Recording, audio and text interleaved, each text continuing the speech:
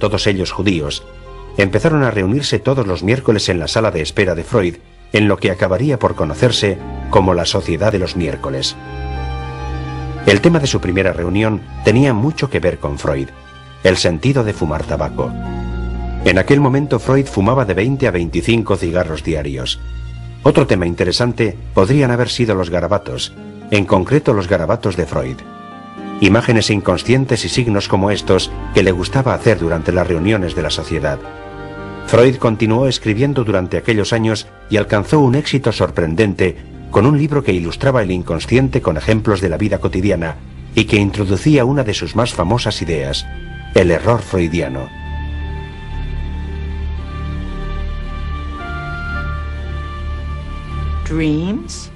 Sueños, deslices y bromas, que ahora a todos nos parecen errores freudianos. ¿Es este el tipo de cosas de las que está compuesta una verdadera ciencia? Él consiguió que así fuera, y aquello fue algo digno de mérito. Yo era perfectamente consciente de las ideas de mi abuelo y de los errores freudianos. Por ejemplo, si conoces a alguien y le dices adiós, más te vale no haberle conocido. Alguien a quien Freud estaba deseando conocer era a Carl Jung, un brillante psiquiatra suizo que seguía las ideas de Freud y a quien Freud veía como su más notable discípulo. Sin embargo, lo que realmente hacía especial a Jung no tenía nada que ver con sus ideas. El único no judío en el círculo del abuelo era Jung, y ese era el motivo por el que el abuelo le apoyaba tanto al principio. A la larga, recibiría también el reconocimiento de los demás. Un punto de inflexión en el reconocimiento de Freud llegaría en 1909, cuando le invitaron a ir a América para dar una serie de conferencias en la Universidad Clark, en la que recibió el doctorado honoris causa. Es como un sueño hecho realidad. El psicoanálisis ya no era el producto de una alucinación. Se había convertido en una parte importante de la realidad. Sigmund Freud.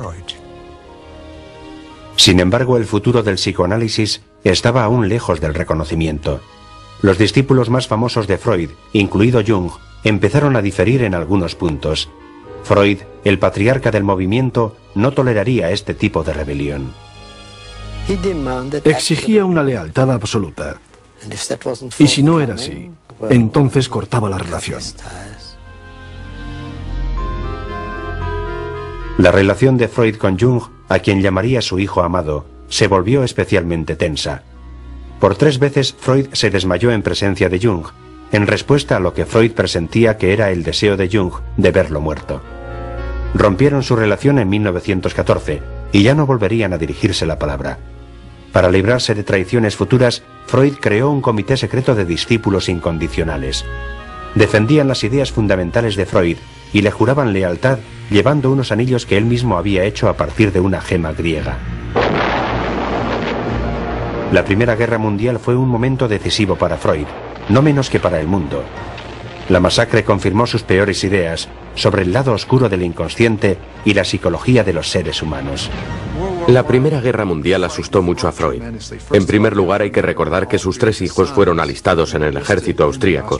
Entretanto, le llegaban noticias de cientos de miles de muertos, y creo que el impacto que le produjo esa fuerza tan negativa hizo que mirara con escepticismo el potencial agresivo del hombre, porque ante sus propios ojos vio que se hacía realidad.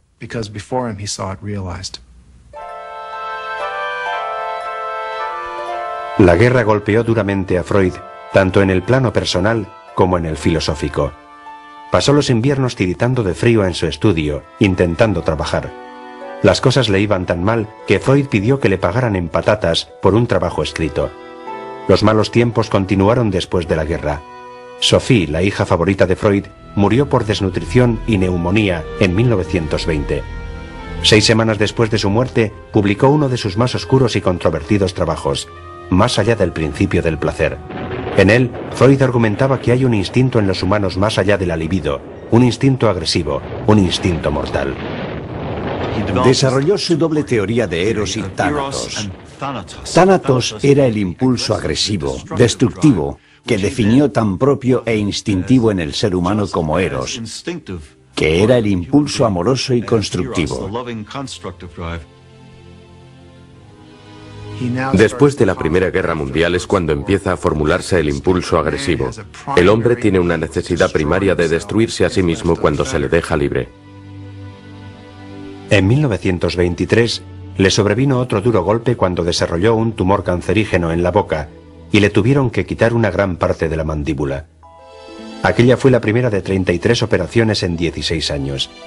Freud tenía que llevar una prótesis tan grande en la mandíbula que acabaron por llamarle el monstruo. Extremadamente doloroso, tenía que quitársela y limpiarla a diario, así que se habilitó una habitación especial en Vargasa 19, Viena, destinada a estos menesteres. El abuelo padecía un cáncer en la boca, algo que influyó mucho en su vida. Tenía dificultades para hablar y para comer. Aquello le hizo más introvertido. Ya no se te ocurría acercarte y sentarte en sus rodillas, por ejemplo.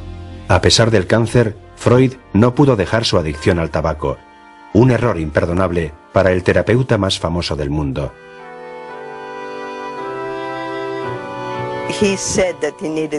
Decía que tenía que fumar para ser productivo y creativo. Supongo que aquello era más importante para él que curarse del cáncer. El tabaco era su consuelo. Con el tabaco, cuando chupas, consigues algo que realmente deseas.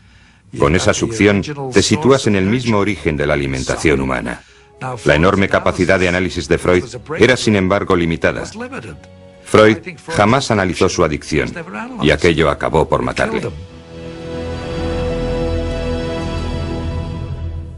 Hacia 1920, Sigmund Freud era ya un nombre familiar, el psiquiatra más famoso del mundo. Su fama era tan grande que un periódico de Chicago le ofreció $25.000 para que psicoanalizara a Leopold y a Loeb, dos ricos adolescentes que habían matado a un amigo solo por diversión. El magnate de Hollywood, Sam Goldwyn, voló hasta Viena en 1924 para ofrecerle a Freud, el mayor especialista en temas de amor, según decía el propio Goldwyn, $100.000 para que revisara sus guiones. Freud lo rechazó. Aquello se publicó en titulares, sencillamente no le interesaba. Pero eso demuestra que la percepción popular que se tenía de Freud era la de un gurú místico, una persona que de alguna manera fantástica conocía la verdad sobre los seres humanos, que podía averiguar cualquier cosa. Pero no sobre cualquier ser humano. A las que nunca pudo llegar a entender fue a las mujeres, o como él las llamaba, el continente oscuro. Freud había planteado un interrogante famoso: ¿qué quieren las mujeres? Pero sus propias respuestas eran insatisfactorias y ofensivas. La principal crítica hacia Freud era que Freud pensaba que si tenías pene eras un ser humano superior, y si no, no lo eras. Para las mujeres el fondo de la cuestión es su envidia por el pene. Ellas se sienten siempre inferiores porque no tienen ese órgano tan maravilloso. Según Freud, una mujer en torno a los 30 años tenía ya una personalidad tan rígida que era imposible cambiar. Esto, por supuesto, nos conduce a la afirmación de que la mujer posee un superego defectuoso. Me pregunto cómo se sale de este tipo de afirmación. Freud, por supuesto, no tenía mucho contacto íntimo con mujeres. Después de su mujer, se sentía muy próximo y cada vez más dependiente de su hija menor, Anna, quien también se convirtió en psicoanalista. Demasiado cercano, quizás. En 1918, Freud rompió una norma del psicoanálisis cuando comenzó secretamente a analizar a su